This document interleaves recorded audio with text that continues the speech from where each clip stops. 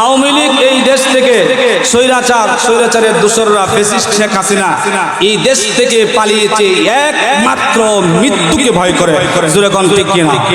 কারণ মৃত্যুকে ভয় করে যারা, মুশরিক যারা, মৃত্যুকে ভয় করে তারা, মুনাফিক যারা, মৃত্যুকে ভয় করে তারা, কাফের যারা, মৃত্যুকে ভয় করে তারা, দেশ ও জাতির সাথে গাদ্দারি করে যারা, মৃত্যুকে ভয় করে তারা। চিল্লায়ে বলেন ঠিক কিনা?